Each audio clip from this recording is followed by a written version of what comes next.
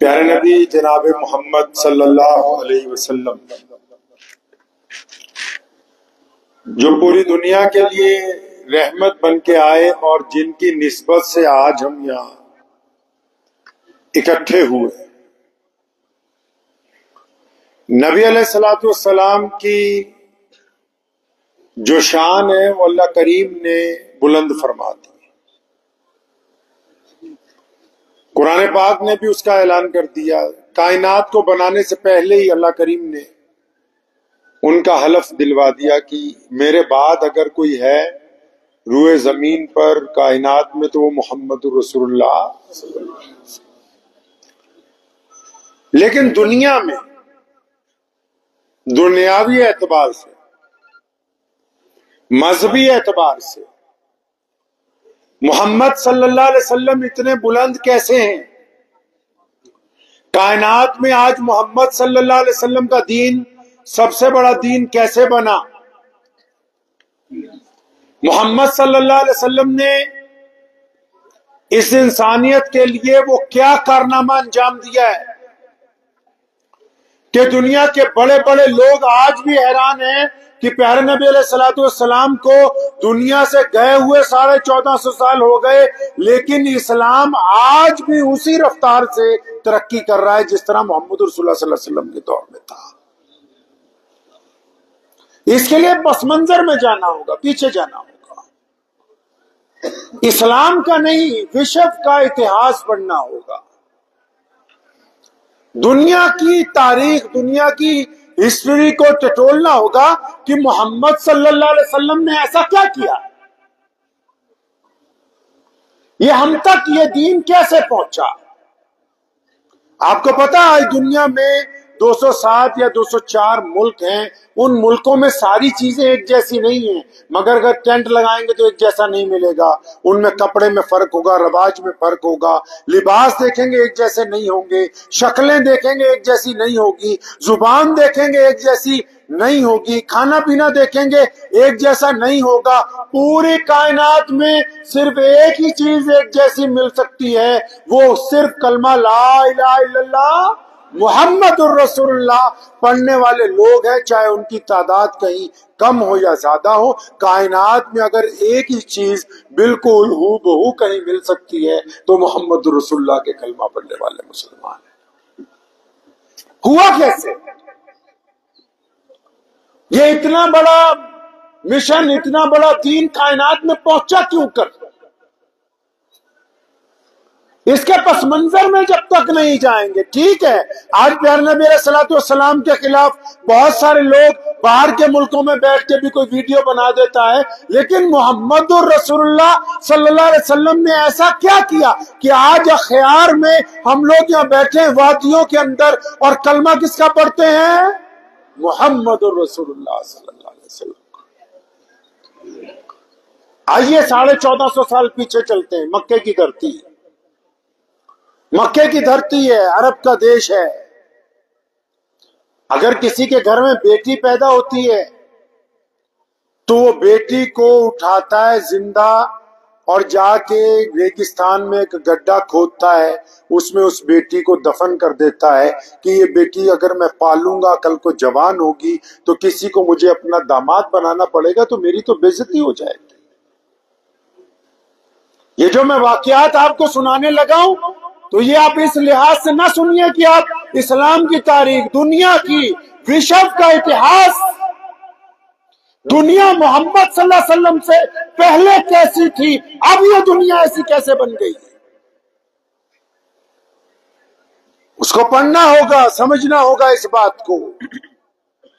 محمد علیہ الصلوۃ والسلام کے پیدا ہونے سے پہلے لوگ بیٹیوں کو دفن کر دیتے ہیں مکے میں، اور پانی پینے کے لیے کنویں پہ جب جاتے ہیں اگر لڑائی ہو جاتی ہے تو رشتہ دار ایک دوسرے کو کہتے ہیں کہ پہلے ساتھ والے کا قتل کریں گے تو پانی پیئیں گے۔ مکے سے 500 میل آگے یثرب ایک جگہ ہے، ایک شہر ہے یثرب، وہاں جو راجا ہے، وہاں جو بادشاہ ہے، نواب ہے جو وہاں کا، اس کا نام شمون ہے۔ اس نے قانون بنایا کہ شادی کسی کے بھی گھر میں ہوگی، دلہن پہلے ایک ہفتہ ہمارے محل میں راتیں گزارے گی۔ آپ لوگ مولویوں سے صرف مکہ کا قصہ سنتے ہو نا، یہ آج یہ باتیں اس لیے بتا رہا ہوں آپ کو یہ پتہ لگ جائے کہ محمد صلی اللہ علیہ وسلم نے کیا کیا ہے دنیا میں آ کے۔ اگر اسلام صرف طاقت سے پھیلا ہوتا، اگر اسلام کو صرف تلوار کے زور پر پھیلایا جاتا تو محمد رسول اللہ صلی اللہ علیہ وسلم کے بعد، صحابہ کے بعد حکومتیں جب تبدیل ہو گئیں تو پھر لوگ واپس دوسرے مذاہب میں واپس نہ چلے جاتے۔ آپ جب اس تاریخ کو پڑھیں گے تو آپ کو پتہ لگے گا کہ یہ دین ہم تک پہنچا کیسے۔ یثرب کا بادشاہ ہے، وہ کہتا ہے شادی کسی کی بھی ہو، لڑکی ایک ہفتہ ہمارے گھر میں رہے گی۔ اتنا ظلم ہے، لوگ اس کو ٹوکنا چاہتے ہیں تو کوئی روک نہیں سکتا۔ یثرب سے اور 1000 کلومیٹر آگے جاؤ، ایک ملک ہے فارس۔ یہ جس شہر کا نام میں یثرب بتا رہا ہوں، آج کی تاریخ میں اس کو مدینۃ النبی کہتے ہیں، آج اس کو مدینہ منورہ کہتے ہیں۔ اس شہر کو مکے میں بیٹیوں کا زندہ دفن کیا جا رہا ہے، اور یثرب میں بیٹیوں کی عزت نیلام ہو رہی ہے، اور وہاں سے 1000 کلومیٹر آگے فارس ایک شہر ہے، وہاں کے جو شہزادے ہیں، شہزادیاں ہیں، وہ جب بور ہوتے ہیں، جب ان کا دل نہیں لگتا تو اپنے سپاہیوں کو کہتے ہیں کہ 4-5 قیدی لاؤ، ان کی گردن اتارو، ہم تڑپتے ہوئے لوگوں کو دیکھیں گے، ہمارے بچے خوش ہوں گے۔ پڑھو دنیا کیسی تھی پہلے۔ یثرب سے فارس، فارس سے آگے کیسر و کسرا، جس کو آج ایران عراق کہتے ہو، وہاں جو بادشاہ ہے اس نے حکم جاری کیا کہ غریب لوگ، مسکین لوگ، کالے لوگ اور جن کی ذات نیچی ہے وہ جنگل میں رہیں گے، شہر میں آ نہیں سکتے، اگر شہر میں داخل ہو جائیں تو ان کی گردن اتارو۔ اور وہاں سے آگے 2-3 ہزار کلومیٹر جائیے، جس کو آج آپ کہتے ہیں ساؤتھ افریقہ، وہاں کے بادشاہ کے پاس کیونکہ کام نہیں ہے، اس ملک میں کوئی بڑی کان نہیں، کوئی بڑی فیکٹری نہیں، کوئی بڑی چیزیں نہیں اگتی، تو اس نے نرالا حکم جاری کر رکھا ہے کہ کسی ایک گاؤں میں جاؤ، اپنی فوجیوں کو کہتا ہے کہ گاؤں کے لوگوں کو پکڑو، ان کے چہرے داغو، منڈی میں بیچو، تاکہ جس طرح جانور بکتے ہیں ویسے انسانوں کو بیچا جاتا تھا۔ پڑھیے تاریخ محمد رسول اللہ کے وقت کی، منڈیوں میں جانوروں کو بیچا جاتا تھا، اور ان کے ساتھ انسان بکتے تھے، عورتیں بکتی تھی، بچے، مرد، بوڑھے۔ وہاں سے اور آگے چلے جائیے، چائنا جو کہتا ہے میں دنیا کی آج سب سے بڑی ڈیموکریسی ہوں، انہوں نے یہ کر رکھا تھا کہ جو بادشاہوں کے چلنے کی سڑک ہے، جو بادشاہوں کے چلنے کا راستہ ہے، غریب آدمی اس کے اوپر پیر نہیں رکھ سکتا۔ انہوں نے باہر کے لوگوں کو روکنے کے لیے ایک دیوار بنائی کہ ہم کیونکہ اعلیٰ ذات کے لوگ ہیں، اس کے اس طرف ہم ہی رہیں گے، اور کسی سے کوئی مطلب نہیں ہے۔ یہ یونائٹڈ کنگڈم آج بھی ان کی عدالتوں میں وہ فیصلے رکھے ہوئے ہیں کہ کھیت مزدور نے ایک درخواست دی، کھیت مزدور میں، کھیتی میں کام کرنے والے نے، ایک مزدور نے درخواست دی کہ میرا مالک مجھ کو کھانا نہیں دیتا، میرے بچے بھوک سے مر گئے ہیں، پلیز مجھے کھانا دیا جائے۔ تو اس وقت نبی علیہ السلام سے پہلے، محمد صلی اللہ علیہ وسلم کے آنے سے پہلے، وہ جج اس وقت کا فیصلہ کرتا ہے کیونکہ تیرا رنگ کالا ہے نا، تیری ذات نیچی ہے، تو آدمیوں کے زمرے میں نہیں آتا، تجھے کوئی اختیار نہیں ہے درخواست دینے کا۔ محمد صلی اللہ علیہ وسلم سے پہلے عدالتیں نہیں تھیں، محمد صلی اللہ علیہ وسلم سے پہلے بیٹیوں کا احترام نہیں تھا۔ اب جب محمد علیہ السلام آئے، کیا کیا محمد رسول اللہ صلی اللہ علیہ وسلم؟ اسلام نے 2 لفظی اپنا پیغام کائنات کے سامنے رکھا۔ کیا کہا میرے نبی علیہ السلام نے کہ ایک رب اور رسول کی کہنا ماننے کے لیے تیار ہو جاؤ۔ مطلب ایک رب کی عبادت کرنی ہے محمد رسول اللہ کے کہنے کے مطابق، جس طرح محمد صلی اللہ علیہ وسلم چاہتے ہیں اس طرح اپنے رب کی عبادت کرو، اپنے رب کا حق ادا کرو۔ اور پوچھنے والوں نے پوچھا تھا یا رسول اللہ صلی اللہ علیہ وسلم، اگر ہم آپ کے اللہ کو مان لیں، آپ کو مان لیں، پھر کرنا کیا ہے؟ یہ ایم ایل اے صاحب بیٹھے نا آپ کے، ابھی آپ کے یہاں الیکشن ہوا ہے، ساری پارٹیاں آئیں، جو بھی بندہ جس پارٹی کا آپ کے گھر آتا تھا بولتا تھا مجھے ووٹ ڈالو، تو ساتھ میں یہ بھی بتاتا تھا کہ اگر میں جیت جاؤں گا تو کیا کروں گا۔ کوئی بھی یہ دنیا کا اصول ہے نا، آپ کسی کے ساتھ لگتے ہیں، کہیں نوکری کرنے بھی لگے، آپ پوچھیں گے کیا کرو گے بھائی، میرے ذمہ کیا کام ہے۔ کوئی سیاستدان آپ کے پاس آئے گا، آپ کو کہے ووٹ ڈالے، آپ پوچھو گے بھائی تمہاری سرکار بنے گی کیا کرو گے۔ اب محمد صلی اللہ علیہ وسلم نے جب اس دین کی بنیاد رکھی، اس مذہب کی، آج جس کی نمائندگی جامعہ احیاء العلوم اخیار کر رہا ہے، جس کی آبیاری حاجی صاحب رحمت اللہ علیہ نے یہاں ساری زندگی لگا کر کرتی، جہاں مفتی آصف صاحب مجھے آج لے آئے ہیں، اگر ہم یہ کہیں کہ محمد رسول اللہ نے وہ بات کون سی کہی، صحابہ نے پوچھا یا رسول اللہ صلی اللہ علیہ وسلم ہم نے آپ کے اللہ کو مان لیا، آپ کو مان لیا، اے پیارے نبی اب بتاؤ تو صحیح کہ کرنا کیا ہے، مقصد کیا ہے۔ اچھا آج کا بھولا مسلمان سمجھتا ہے ہمارا مقصد ہے نماز پڑھنا، ہمارا مقصد ہے تلاوت کرنا، ہمارا مقصد ہے حج کرنا، ہمارا مقصد ہے روزہ رکھنا۔ یہ ساری چیزیں فرض تو ہیں، یہ ساری چیزیں فرض تو ہیں، لیکن یہ ضرورت ہے، مقصد نہیں ہے۔ کیا ہے بھائی؟ یہ ضرورت ہے، مقصد نہیں ہے۔ آپ حیران ہوں گے کہ یہ کیسی گفتگو ہو رہی ہے۔ اطمینان سے ایک بات کو سمجھیے، یہ جو ہم نے شامیانہ لگایا ٹینٹ، اگر یہ نہیں لگاتے تو کیا تب بھی ہم یہاں بیٹھ کے ایسی بات کر سکتے تھے؟ ارے کر سکتے تھے نہیں؟ بولیے نا، کر سکتے تھے نا؟ کر سکتے تھے۔ اگر یہ لگا دیا تب بھی وہی بات کر رہے ہیں، اگر ہم لوگ کھڑے ہو کے بولتے تب بھی یہی بولتے، بیٹھ کے بولتے تب بھی یہی بول رہے ہیں، مائک لگایا ہے تب آواز زیادہ ہے، نہیں لگاتے تب بھی آرام سے آہستہ آہستہ آپ تک بات پہنچاتے۔ پتہ یہ لگا کہ یہ جو نیچے ہم نے دریاں بچھائیں، یہ جو ٹینٹ لگایا، یہ جو کرسیاں لگائیں، یہ تو ہماری ضرورت ہے، مقصد نہیں ہے۔ اب ضرورت تو تھوڑی بہت آگے پیچھے ہو سکتی ہے، ضرورت تو آگے پیچھے، آپ سب لوگ کرسیوں پہ بیٹھ جاتے تب بھی ضرورت پوری تھی، اگر ساری لوگ زمین پہ بیٹھ جاتے تو تب بھی ضرورت پوری تھی۔ لیکن مقصد کیا تھا؟ مقصد یہ تھا کہ جامعہ کے تمام بچے جنہوں نے اس سال اچھی تعلیم حاصل کی ہے ان کی دستار بندی ہوگی، انعام دیے جائیں گے، مہمانوں کو بلائیں گے، اللہ کی بات ہوگی، رسول اللہ کی بات ہوگی، بھائی چارے کی بات ہوگی، محبت کی بات کریں گے، ایک دوسرے کو سمجھیں گے، ایک دوسرے کے خیالات سنیں گے۔ اب اگر یہ مقصد پورا نہ ہوتا تو پھر یہ شامیانہ لگانے کا کوئی فائدہ ہو سکتا تھا؟ نہیں ہو سکتا تھا۔ اسلام کا مقصد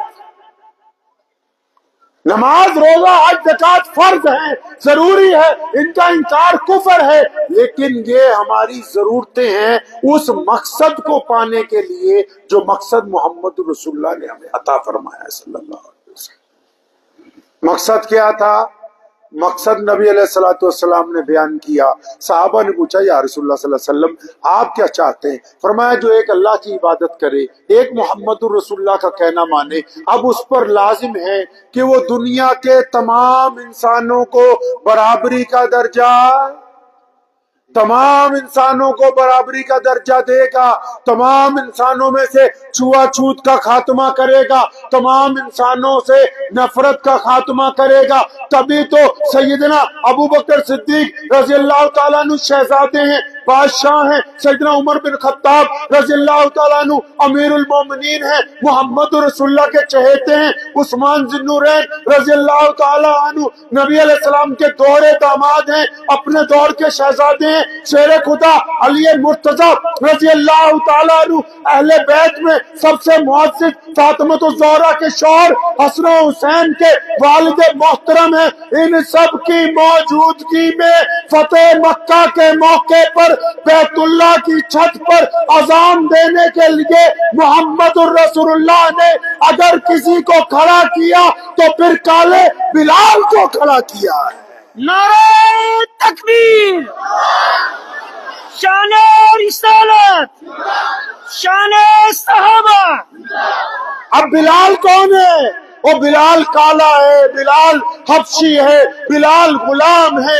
بلال کو جب بیت اللہ میں آتا تھا مکے کے چودھری اس کو مارتے تھے، ابو جہل مارتا تھا، عتبہ مارتا تھا، ولید مارتا تھا، عبداللہ بن جدان۔ اور بھائی بلال کو کیوں مارتے ہو؟ اجی بلال کی ذات نیچی ہے، اور بلال اس کنویں سے پانی نہیں پی سکتا، اور بلال اندر نہیں آ سکتا، بلال کالا ہے، بلال حبشی ہے۔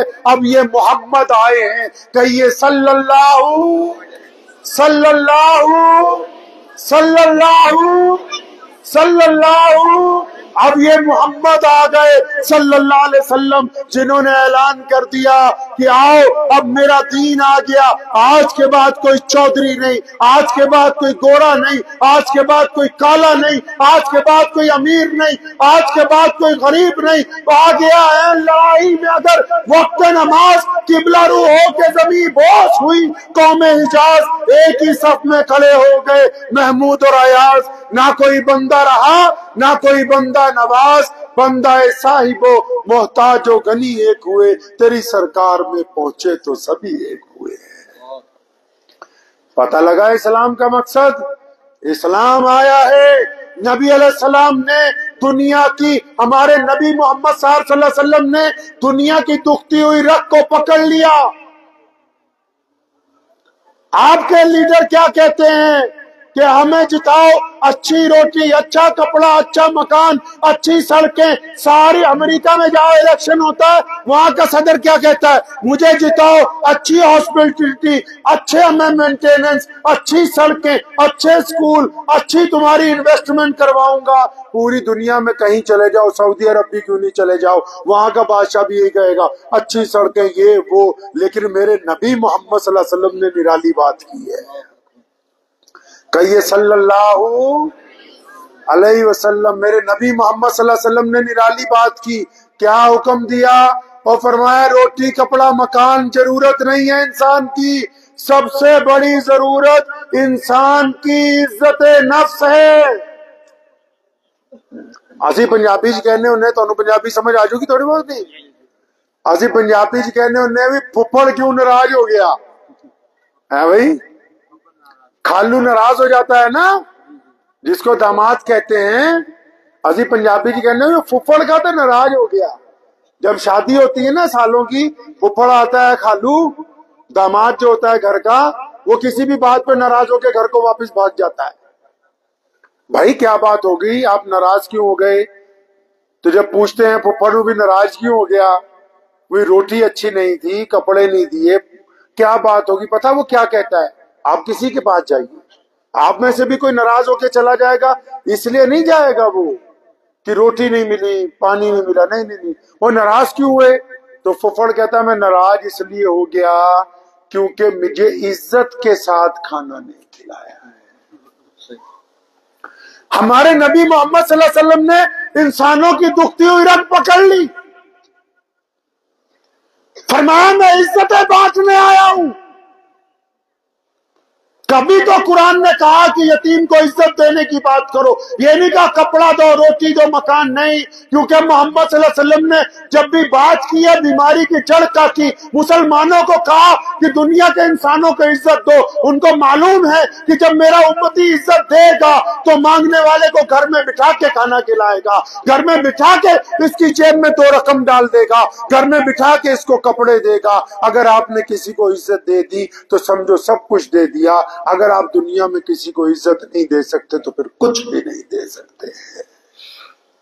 یہ کائنات میں اسلام کا سب سے بڑا مذہب بننا، اس کی بنیادی وجہ یہی تھی کہ دنیا کے بڑے بڑے چودھریوں نے اپنے لیے عزت کو محفوظ سمجھ رکھا تھا۔ اب میرے نبی نے عزت بانٹنی شروع کی ہے، بلال کو مؤذن رسول بنایا، سیدنا اسامہ کو امیر لشکر بنایا، سیدنا صدیق ابو بکر کو صدیق اعظم بنایا، عمر بن خطاب کے لیے کہا کہ اگر میرے بعد نبی ہو تو عمر ہو سکتے تھے، اور عثمان کو ذی النورین بنایا، علی مرتضیٰ کو شیر خدا کہہ دیا، ابو عبیدہ کو امیر الامت کہہ دیا، حضرت خالد بن ولید کو سیف اللہ کہہ دیا۔ وہ عزتیں ہی تو بانٹ رہے ہیں اور کر کیا رہے ہیں؟ پتہ یہ لگا کہ محمد صلی اللہ علیہ وسلم چاہتے ہیں کہ رسول اللہ کے ماننے والے لوگوں کو عزتیں بانٹیں. کیا بانٹے جی؟ عزت بانٹیں. آپ دل پہ ہاتھ رکھ کے پوچھئے کیا آپ نے کبھی کسی کو عزت دی ہے؟ آپ دوسرے کو عزت بانٹتے ہیں؟ آپ کو پتہ ہے ہمارے نبی محمد صلی اللہ علیہ وسلم نے سیدنا بلال کا اس وقت ساتھ دیا جب وہ چکی پیس رہے تھے، مسلمان نہیں تھے.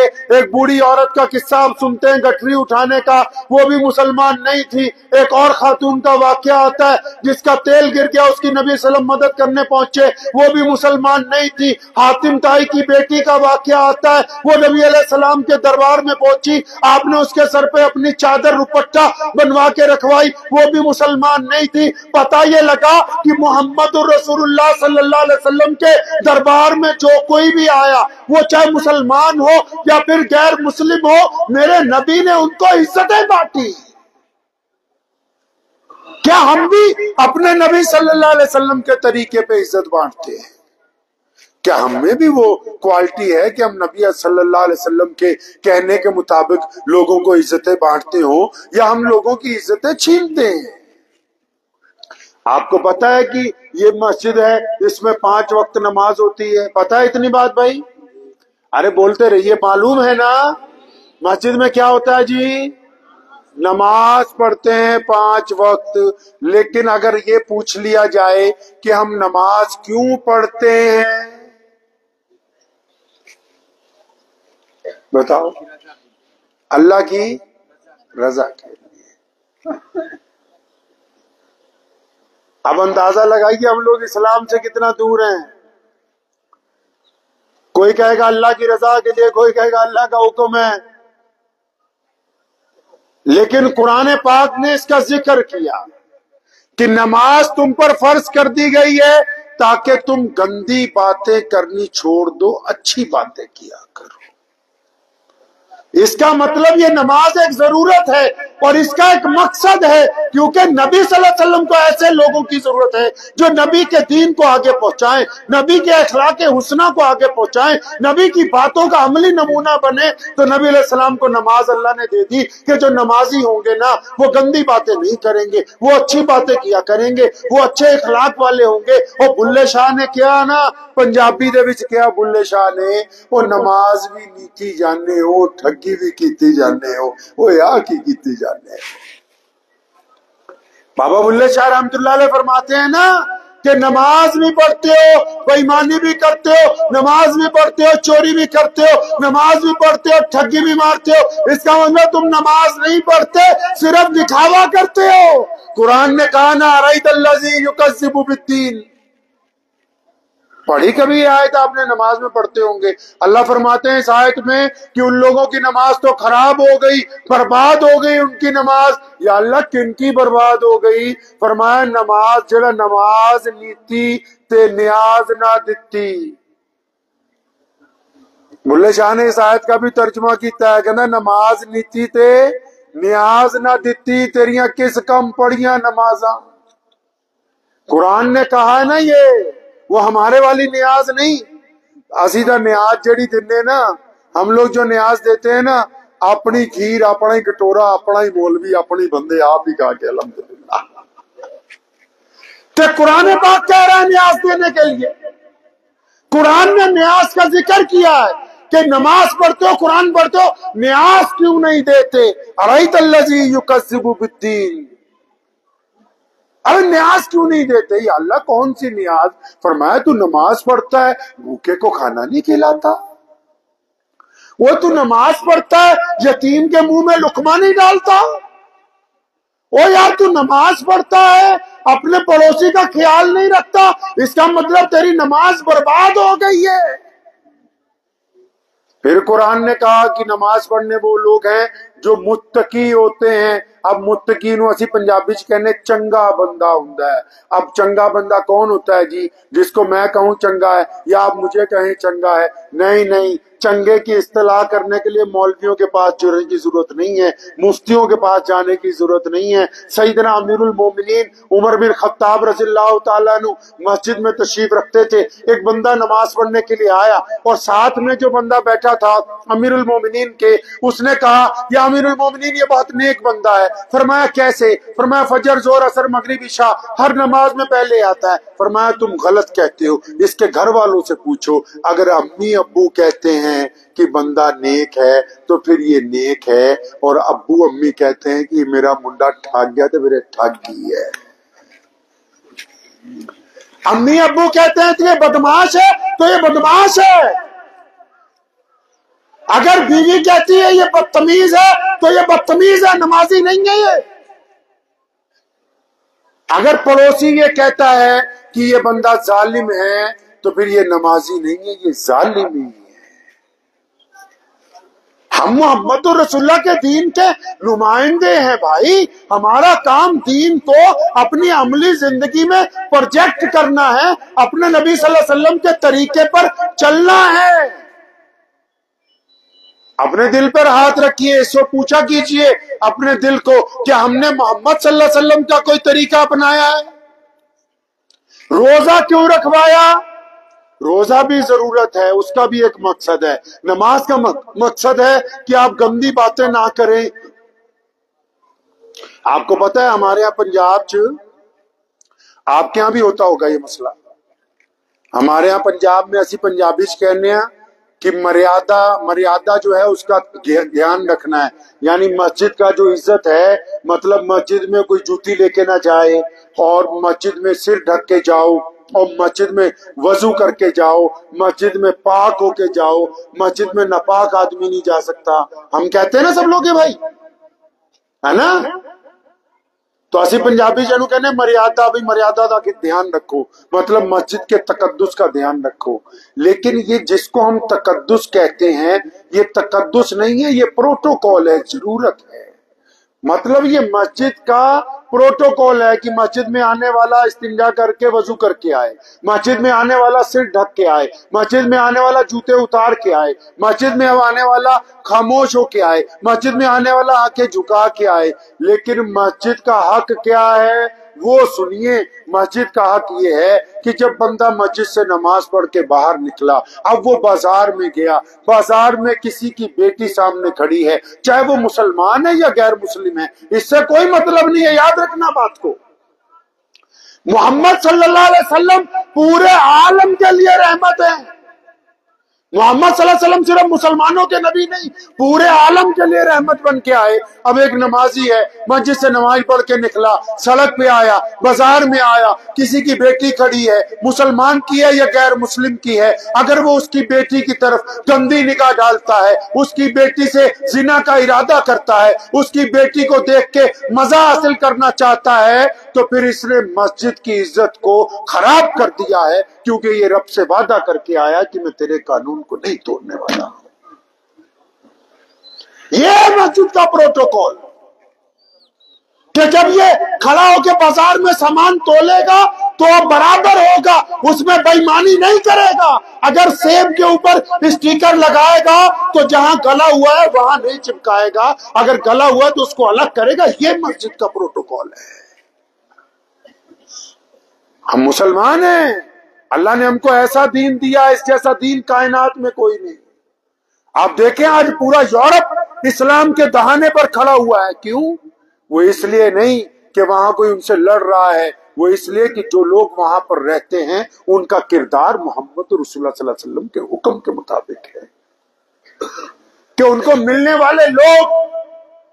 آپ بھی بتائیے نا، اکثر میں مفتی آصف صاحب سے کئی دفعہ کہا، آپ سے بھی میں پوچھتا ہوں، آپ تو ماشاءاللہ سارے نمازی ہیں نا جی بھائی، اور نمازی ہیں ماشاءاللہ سارے، ہاتھ کھڑا کرو، جو نہیں بھی ہیں وہ بھی اللہ بنا دے ان کو. نمازی ہیں نا سارے ماشاءاللہ، نماز پڑھتے ہیں نا، مسجد تک تو جاتے ہیں نا. اچھا پھر اب اپنے دل پہ ہاتھ رکھو. ارے دل پہ ہاتھ رکھو، پیسے نہیں لگیں گے اس کام کا. رکھ لیجئے، دل پہ ہاتھ رکھیے، ایسے ایک ہاتھ دل. دل پہ ہاتھ رکھیے سب لوگ اپنے. جو نمازی ہیں اب آپ اپنے دل سے پوچھیں، مجھے جواب دینے کی ضرورت نہیں ہے، مجھے نہ جواب دیجیے، اپنے دل سے پوچھو. آپ نمازی ہیں، 5 وقت کے نمازی ہیں، آپ سچی سچی بتاؤ کبھی آپ اپنے بڈھے باپ سے جا کے گلے ملے ہو کہ ابو جی مجھے آپ سے بہت پیار ہے، آپ سے بڑی محبت ہے، میں کہتا نہیں ہوں؟ نمازی ہو نا آپ، پوچھو نا، اس دل سے پوچھو. کبھی اپنے باپ سے گلے ملے ہو جا کے؟ یہ جتنا وجود آپ کو آج ملا ہے، یہ آپ کے ماں باپ نے اپنی ہڈیاں پیس کے آپ کو کھلائی ہیں، اس لیے آج آپ جوانی کی حالت میں کھڑے ہوئے ہیں. پوچھو نا اپنے دل سے کہ جو نماز پڑھتے ہیں یا خدا کو مانتے ہیں، مسلمان ہیں یا غیر مسلم ہیں، پتہ تو لگے کہ تم لوگ خدا کو مانتے ہو. اپنے ماں باپ کو کبھی کبھی کہا جا کے اچھا اپنی ماں کے پیر دبائیں؟ کبھی آپ نے دل سے پوچھو، اپنی ماں کے پیر دبائیں کبھی؟ اچھا کبھی اپنی بیوی سے دوستی کی ہے؟ آپ نمازی ہیں نا، اس لیے پوچھتا ہوں. آپ کو کس نے کہا کہ نماز صرف 5 وقت کا نام ہے اور نماز پڑھ کے دوسروں کو تانے دیتے رہو، آنکھیں نکالتے رہو، ٹوکتے رہو کہ فلاں نے نماز نہیں پڑھی فلاں؟ نماز کا پروٹوکول تو یہ ہے، کیونکہ میرے اللہ نے کہا کہ اوپر اللہ ہے اور نیچے محمد الرسول اللہ ہے. ان دونوں کے بعد زمین پر اگر سب سے زیادہ کسی کی عزت کی جا سکتی ہے تو بندے کے ماں اور باپ کی ذات ہے. پتہ لگے کہ آپ نمازی ہیں نا، آپ اپنے ماں باپ کو پوچھتے ہیں. اچھا چلو ماں باپ کو نہیں پوچھا، بیوی کو نہیں پوچھا، اچھا سچی بتاؤ تمہارا کبھی کوئی یار دوست قریبی بندہ کوئی روتا ہوا مل گیا، اس کو ہنسایا ہے تم نے؟ آپ نے کبھی ہنسایا اس کو؟ وہ کسی روتے ہوئے کو ہنسایا ہے؟ رلانا تو آسان کام ہے. آپ نے کسی روتے ہوئے بندے کو ہنسایا ہے؟ کوئی 2-4 گھنٹے اس کے ساتھ لگائیں کہ یار تو میرا بھائی ہے، میرا دوست ہے، میرا پڑوسی ہے، تو گھبرا نہیں یار، میں تیرے ساتھ ہوں. آپ نے کسی کو ہنسایا کبھی؟ یہ بھی نہیں کیا. اچھا یہ بتاؤ کیا کبھی کسی غریب آدمی کا ہاتھ پکڑ کے لے گئے، چل یار آج میں تجھے اپنے پیسے سے وازوان کھلاؤں گا، آج تجھے بہترین ہوٹل میں کھانا کھلاتا ہوں، ہم یار دوست تو بہت دفعہ کھاتے رہتے ہیں، آج کسی غریب کو میں اپنے ساتھ لے کے جاتا ہوں؟ لے کے گئے ہو کبھی کسی کو؟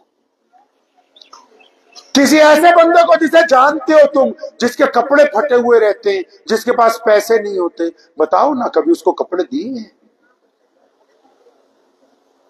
اچھا تمہاری کوئی بہن غریب ہے، کوئی دوست غریب ہے، کوئی پڑوسی غریب ہے، اپنے دل سے پوچھو نا، اس بدبخت دل سے، کہ تیرے پاس جب پیسے ہوتے ہیں فالتو تو عیاشی کے لیے لگا سکتا ہے کیا کسی لفافے میں چند 1000 روپے ڈال کے کسی ایسے اپنے جاننے والے کے گھر جو تم سے کبھی شرم حیا سے مانگتا نہیں، اور تم رات کو گئے ہو اس کے دروازے کے نیچے لفافہ پھینک کے واپس آ گئے ہو کہ میرے اللہ میں تجھے راضی کرنے کے لیے بس یہ کام کر رہا ہوں، مجھے اپنی واہ نہیں چاہیے؟ وہ کچھ ایسا کیا آپ نے؟ پھر کیوں نماز پڑھتے ہیں؟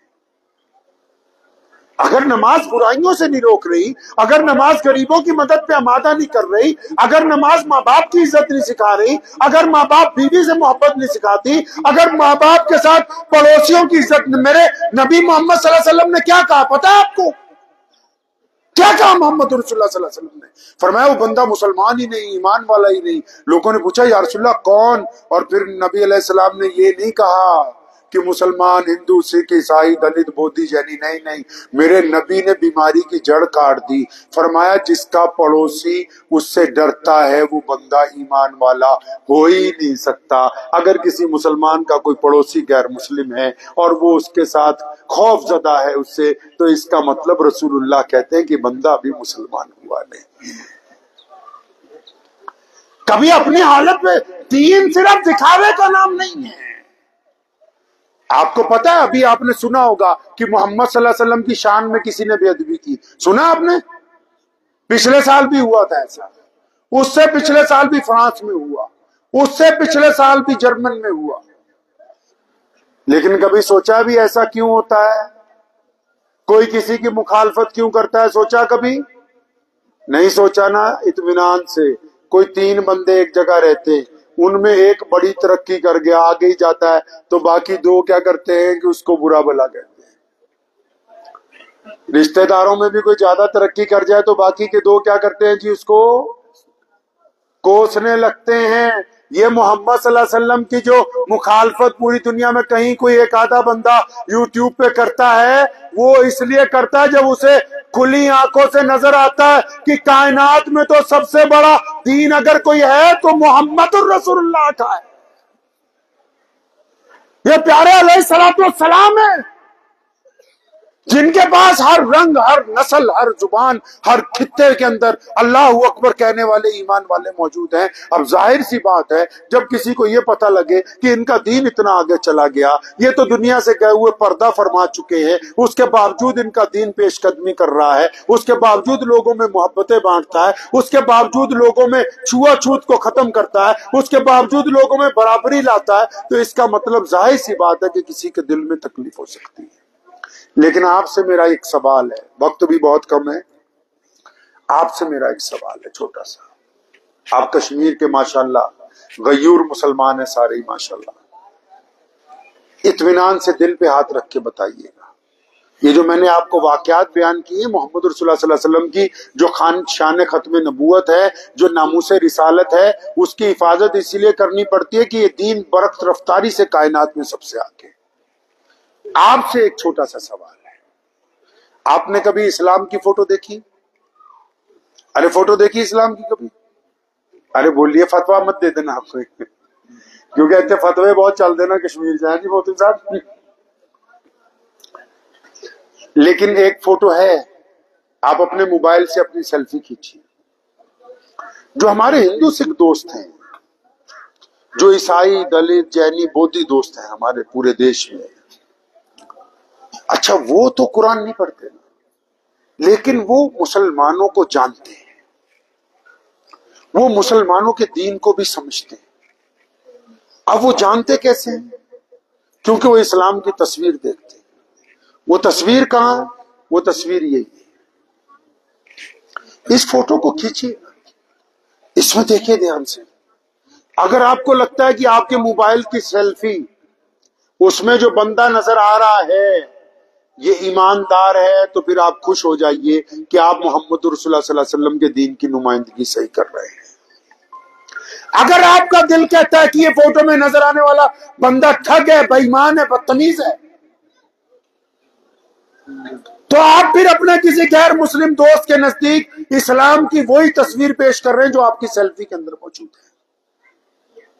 آپ نے کیا سمجھا کہ دین کو پروجیکٹ کرنا صرف مولویوں کا کام ہے؟ نہیں نہیں، آپ کے ساتھ جو غیر مسلم پڑھتا ہے، آپ کے ساتھ جس غیر مسلم کا کاروبار ہے، آپ کے ساتھ جو غیر مسلم سفر کرتا ہے، آپ جس غیر مسلم کے ساتھ دوستی رکھتے ہیں، آپ جن افسران کے ساتھ ملتے ہیں، یا آپ جو آپ کے ماتحت جو لوگ لگے ہوئے ہیں، وہ آپ کو بحیثیت برادری، بحیثیت قوم بعد میں جانتے ہیں، وہ بحیثیت مسلمان آپ کو پہلے جانتے ہیں۔ اگر کوئی مسلمانوں کے لڑکے چوک پہ کھڑے ہوں، کسی غیر مسلم کی بیٹی کی طرف دیکھتے ہوں گندی نگاہ سے، وہ گھر جا کے یہ تھوڑی کہے گی کہ میر صاحب کا بیٹا، ڈار صاحب کا بیٹا، انصاری صاحب کا، قریشی صاحب کا۔ نہیں نہیں، اس نے کہا نا مسلمانوں کے دو لڑکے کھڑے ہوئے تھے، انہوں نے میری طرف گندی نگاہ سے ڈالا، اب اپنے گریبان میں جھانک کے بتاؤ مسلمانوں، کیا تمہارا وجود محمد الرسول اللہ صلی اللہ علیہ وسلم کے دین کی نمائندگی کے لیے ہے کہ نہیں ہے؟ کیا ہم اس کی نمائندگی کا حق ادا کر رہے ہیں کہ نہیں کر رہے؟ پتہ تو لگے کہ ہم کس جگہ پہ کھڑے ہوئے ہیں، ہماری حیثیت کیا ہے سماج کے اندر۔ آپ کو پتا ہے ہماری حیثیت اتنی بڑی ہے پوری دنیا میں، پورے دیش میں، آج بھی پورے بھارت میں، آج بھی کہیں چلے جائیے، یہیں آ جاؤ، چاہے ڈوڈا میں چلے جاؤ، 3-4 ہندو بھائیوں کو بلاؤ، 3-4 مسلمانوں کو بلاؤ، اگر کوئی پیسے کا لین دین ہوگا، اگر کوئی مسلمان چٹا جھوٹ بولے گا نا صاف، تو 2-3 ہندو بھائی بول دیں گے یار تو مسلمانوں کے جھوٹ بول رہا ہے۔ مطلب ہماری ہمسایہ قوم کو ہمارے باپ داداؤں نے، ان کے آبا و اجداد نے، اولیاء اللہ نے، بزرگان دین نے اس حد تک ایمانداری سے کام کیا کہ ہماری ہمسایہ قومیں اگر ہم جھوٹ بولتے ہیں تو ہمیں یاد دلاتی ہیں کہ تم مسلمان ہو، تم جھوٹ نہیں بول سکتے ہو، تم مسلمان ہو، تم شراب نہیں پی سکتے ہو، تم مسلمان ہو، تم سود پر پیسے نہیں لے سکتے ہو، تم مسلمان ہو، تم ٹھگی نہیں مار سکتے۔ یعنی ہماری حیثیت یہ ہے کہ ہماری ہمسایہ قوموں کے سامنے ہمارے باپ داداؤں نے، اولیاء اکرام نے اتنی سختی کے ساتھ اپنی زندگی گزاری ہے، اتنی محبت سے، ایمانداری سے گزاری ہے کہ آج اگر ہم پٹری سے اترتے ہیں تو وہ ہمیں یاد دلا دیتے ہیں بھائی تم مسلمان ہو، تم تو یہ کام کر نہیں سکتے ہو۔ آپ بتاؤ، ہو سکتا ہے میری بات کسی کو بری لگ رہی ہو، لیکن سچی سچی اپنے دل سے پوچھو تو صحیح کہ اگر محمد رسول اللہ نے، آپ کو پتا ہے پوری دنیا کے لوگ قیامت کے دن اللہ کے آگے پیش ہوں گے، لیکن ہمیں تو دو جگہ پیش ہونا ہے، اللہ کے آگے بھی پیش ہونا ہے، محمد رسول اللہ کے آگے بھی پیش ہونا ہے۔ اس وقت کیا جواب دیں گے؟ اس لیے اس بات کو ذہن نشین کر لیں۔ آپ بچے ہیں، بڑے ہیں، بوڑھے ہیں، جوان ہیں، آپ اپنی جگہ پر محمد الرسول اللہ صلی اللہ علیہ وسلم کے نمائندے ہیں، ان کے دین کے نمائندے ہیں۔ آپ جو کرتے ہیں غیر مسلموں کے نزدیک وہی اسلام پہنچتا ہے۔ تو اس بات کو یاد رکھیے کہ اسلام کی پیورٹی کو قائم رکھنا، اسلام کی محبتوں کو قائم رکھنا، اسلام کے اعلیٰ کردار کو قائم رکھنا، اسلام کی نشو و نما کو قائم رکھنا، یہ لا الہ الا اللہ محمد الرسول اللہ پڑھنے والوں کا کام۔ ایک سنت ہے محمد صلی اللہ علیہ وسلم کی، کریں گے انشاءاللہ؟ آپ کو ایک سنت بتا دوں، کریں گے انشاءاللہ؟ اب آپ سوچو گوشت کھانا سنت ہے، ٹھیک ہے، میٹھا کھانا سنت ہے جی، اس کے علاوہ بھی سنتیں ہیں۔ ایک بڑی پیاری سنت ہے میرے نبی محمد صلی اللہ علیہ وسلم کی، اور وہ ایسی سنت ہے جس کی وجہ سے اسلام پوری دنیا میں پہنچا ہے، جس کی وجہ سے یہ دین قیامت تک قائم رہے گا۔ وہ سنت یہ ہے کہ نبی علیہ الصلوۃ والسلام نے فرمایا کہ بدگمانی کفر ہے۔ کیا فرمایا نبی صلی اللہ علیہ وسلم نے؟ بدگمانی۔ تو پیارے نبی علیہ السلام کیا چاہتے ہیں کہ محمد علیہ السلام کے ماننے والے جب سوچیں گے تو پوزیٹو سوچیں گے۔ پتہ ہے یہ سنت آپ کو؟ نہیں، آپ نے توجہ نہیں دی۔ یعنی دل میں برا خیال لانا رسول اللہ کی امت کا کام نہیں ہے۔ دوسرے کے متعلق رائے قائم جب کی جائے، محمد صلی اللہ علیہ وسلم چاہتے ہیں کہ جب آپ کسی کے متعلق رائے قائم کریں گے تو اچھی رائے قائم کریں گے، بری رائے کا کیا؟ ہم لوگ کیسے رائے قائم کرتے ہیں؟ ہم لوگ ایسے رائے قائم کرتے ہیں، ہم لوگ کسی کو دیکھتے ہیں، اچھا کوئی مولوی دیکھ لیا بڑھیا، ہم سوچتے ہیں کہ اچھی مرغی پھنسی ہوگی اس کے پاس، یہ ہماری رائے۔ ہم اپنے کسی بھائی کو ترقی کرتے ہوئے دیکھیں، پڑوسی کو ترقی کرتے، یار یہ ٹھگی مارتا ہوگا، سبحان اللہ، کیا آپ نے رائے قائم کی ہے؟ کسی خوبصورت آدمی کو دیکھیں، کوئی خاتون، کوئی مرد کہیں جا رہے ہیں، اچھا یہ بدماشی کرنے جا رہے ہوں گے، واہ کیا رائے قائم کی آپ نے؟ چاہے وہ بھائی بہن ہو یا میاں بیوی ہو، آپ نے اپنے پاس سے کیا رائے قائم کی ہے؟ کوئی اپنی ضرورت کے لیے چلا جا رہا ہے، ہم سوچے اچھا یہ چور لگ رہا ہے دیکھنے میں، کیا رائے قائم کیا؟ محمد صلی اللہ علیہ وسلم کو صحابہ نے آ کے کہا، یا رسول اللہ صلی اللہ علیہ وسلم ہمیں فلاں بندے پہ شک ہے کہ وہ بندہ بے ایمان لگتا ہے۔ اللہ کے نبی ناراض ہوئے، فرمایا کہ تم نے اس کی چھاتی پھاڑ کے دیکھی؟ آپ جب رائے قائم کرتے ہیں، آج کیا حالت ہے، بھائی بھائی کے خلاف رائے قائم کرتا ہے، اپنے پاس سے خیالی پلاؤ بناتا ہے، اچھا میرا فون نہیں اٹھایا ہوگا، جان بوجھ کے، اگلا اسٹیج بیٹھے ہوئے تو جان بوجھ کے ہو گئے۔ نبی کا دین صلی اللہ علیہ وسلم اسی لیے دنیا میں پہنچا۔ میرے نبی علیہ السلام نے سکھا دیا صحابہ کو کہ ہم پازیٹیو ویو میں جائیں گے، ہم مثبت جائیں گے، منفی نہیں جائیں گے، برے خیالات کو نہیں لے کے جائیں گے۔ ہم کس طرح رائے قائم کر رہے ہیں؟ ہمارے ہاں کیا ہے، اسلام نے کہا کہ لوگوں کا حوصلہ بڑھاؤ، لوگوں کا حوصلہ توڑو نہیں۔ ہم کیا کرتے ہیں، اب کوئی بیمار ہو جاتا ہے نا آپ کے ہاں، میں مولانا کوئی بیمار ہو جائے زیادہ تو جو ملنے کے لیے جاتے ہیں وہ پوچھیں گے کیا ہوا ہو جناب، فلاں بیماری لگی ہو، کہاں سے دوائی لائی ہو، چنڈی گڑھ گئے تھے، پی جی آئی گئے تھے۔ ساری باتیں سننے کے بعد کیا گئے گا، وہ میرے ابو جی کا بھی انتقال اسی بیماری سے ہو گیا۔ ارے بدبخت، تو اس کا دل توڑ رہا ہے۔ 50 آدمی لے لو، کسی کینسر کے مریض کو لے آؤ، ان کو بولو بس اس کو سارا دن جب کبھی ملو اچانک یہی کہنا کہ بھائی کل سے آج اچھا ہے، اگر وہ 50 دن میں نہ ٹھیک ہو جائے تو مجھے آ کے بتاؤ۔ محمد رسول اللہ نے کہا کہ ہم حوصلہ بانٹنے آئے ہیں، عزت بانٹنے آئے ہیں، غریبوں کو برابر کرنا آئے ہیں، ہم لوگوں کو اپنے کندھے سے کندھا جوڑ کے مسجد میں کھڑا کرنے والے لوگ ہیں، ہم لوگوں کے دلوں کو توڑنے کے لیے نہیں آئے ہوئے۔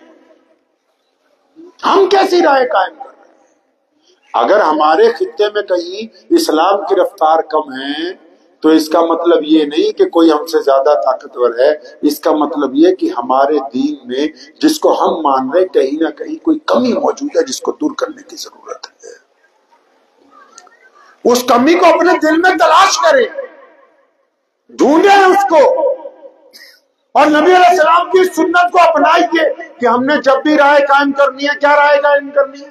پازیٹیو رائے، مثبت رائے، اچھی رائے۔ بعد میں جو نتیجہ آئے گا خواہ برا ہو یا اچھا وہ بعد کی بات ہے، لیکن محمد صلی اللہ علیہ وسلم یہ چاہتے ہیں کہ آپ کی رائے اچھی ہونی چاہیے۔ کریں گے اچھی رائے قائم انشاءاللہ، اپنی تصویر کو خوبصورت بنائیں گے انشاءاللہ۔ ارے بتائیے بنائیں گے انشاءاللہ؟ صرف ایسے ہی نہیں، میں ایک چھوٹا سا قصہ، اصلی قصہ سنا کے اپنی بات ختم کرتا ہوں۔ آج سے تقریباً 5-10 سال پہلے کی بات ہے، ایک صاحب کلمہ لا الہ الا اللہ محمد رسول اللہ پڑھ کے آگوش دین کے اندر آئے، تو انہوں نے میرے والد صاحب رحمۃ اللہ علیہ کو کہا کہ حضرت میں یہ چاہتا ہوں کہ میری والدہ اور والد بھی دین میں آ جائیں۔ تو 6 مہینے بعد وہ آئے تو انہوں نے کہا میری والدہ تو آ گئی لیکن والد سے ابھی بات کرنے کی ہمت نہیں۔ پھر وہ آئے 1 سال بعد، انہوں نے ایک دن خوشخبری سنائی کہ ہمارے والد صاحب بھی آ گئے، لیکن جو انہوں نے قصہ سنایا نا ساتھ میں، اس قصے نے ہمارے رونگٹے کھڑے کر دیے۔ کہنے لگے کہ ہم 6 مہینے سال ڈرتے رہے، تو میری ماں نے ایک دن کہا کہ تمہارے ابو سے بیٹھ کے بات کرتی، تو ہم نے اپنے والد کو بیٹھ کے جب بتایا کہ میں اور میری والدہ کلمہ لا الہ الا اللہ پڑھ چکے ہیں، تو ہمارے والد نے جب ہمارے منہ سے یہ بات سنی نا تو اچانک اٹھے، اپنے کمرے میں گئے، دروازہ اندر سے چٹکنی لگا لی، بند کر دیا۔ ہم نے کھٹکھٹایا تو کہنے لگے بھائی صبح بات ہوگی، اب چلے جاؤ دو۔ تو کہنے لگے بھائی صبح جب دروازہ کھلا تو میرے والد نے باہر نکلتے ہی مجھے میرا ہاتھ پکڑا، کہنے چل مجھے بھی اپنے امام کے پاس لے چل، میں بھی محمد رسول اللہ کا غلام بنوں گا۔ تو کہنے لگے میری والدہ نے اور میں نے پھر بعد میں اپنے والد سے پوچھا کہ اس رات جب ہم اپنے آپ کے سامنے دین کی بات رکھی، آپ تو ناراض ہو کے اٹھ کے چلے گئے اور پھر آپ نے دروازہ بند کر لیا، صبح کو اچانک دروازہ کھلا اور پھر آپ نے ہمیں کہہ دیا کہ میں بھی تمہارے ساتھ دین میں داخل ہو جاؤں گا، تو کیا وجہ کیا ہے؟ تو اس بندے نے جو وجہ بتائی وہ سنیے۔ کہنے لگا بیٹا بات یہ ہے کہ جب میں بچپن میں اسکول میں پڑھتا تھا 1 کلاس میں، تو ایک عبد الرحمان نام کا لڑکا میرے ساتھ پڑھتا تھا، تو 1 سے لے کے 10ویں تک میرے ساتھ پڑھا۔ کہتا پھر وہ 10ویں کے بعد ہم دونوں +2 تک اکٹھے پڑھے، پھر کالج اکٹھے گئے۔ کہتا اتفاق کی بات یہ ہوئی کہ ہم دونوں کی نوکری بھی ایک ساتھ لگ گئی۔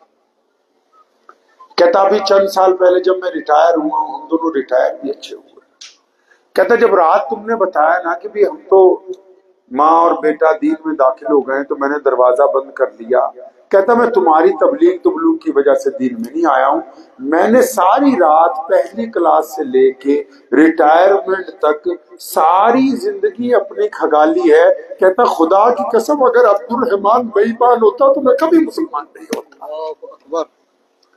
کہتا اگر عبد الرحمان نے کبھی میرے سے ٹھگی کی ہوتی، میرے سے بے ایمانی کی ہوتی، مجھ سے کبھی جھوٹ بولا ہوتا، اگر اس نے کبھی مجھے دھوکہ دیا ہوتا، کیونکہ میرے ساتھ تو وہی تھا نا مسلمان، اور کوئی نہیں تھا، ساری رات کہنا میں نے اسی کے اوپر لگائی ہے، اگر مجھے اس کی کوئی غلطی مل جاتی، تم جو مرضی کہتے رہتے، میں تمہاری بات نہیں مانتا، میں تو اس محمد رسول اللہ کے امتی کو دیکھ کے تمہاری بات ماننے کے لیے مجبور ہوا ہوں جس نے میرے ساتھ زندگی گزاری۔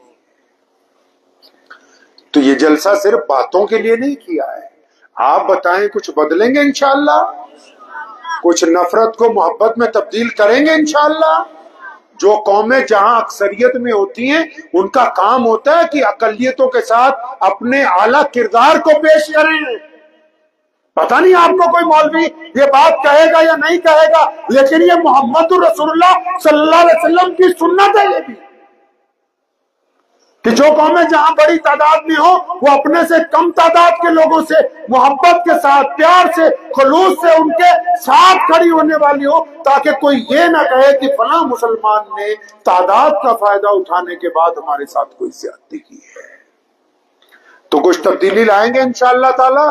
وقت بھی ہو گیا، آئندہ سال میری خواہش تھی انشاءاللہ تعالیٰ کی رات ہی یہیں پر گزار لی جائے، لیکن رات سفر بہت لمبا تھا، تو گزارش ہے انشاءاللہ تعالیٰ پھر دوبارہ آنے کی کوشش مکمل رہے گی۔ حاجی صاحب رحمۃ اللہ علیہ نے یہ جو گلشن لگایا ہے، ہمیں امید ہے کہ اس کی مہک پورے خطے میں اسی طرح مہکتی رہے گی۔ آپ اپنوں کے ساتھ ساتھ اپنے ہمسایوں سے بھی اسی طرح محمد رسول اللہ صلی اللہ علیہ وسلم کے دین کی بات جو ہے وہ پہنچاتے رہیں گے۔ دعا کیجیے اللہ کریم مجھے بھی اور آپ سب کو ان باتوں پہ عمل کرنے کی توفیق عطا فرمائے۔ وآخر دعوانا ان الحمدللہ۔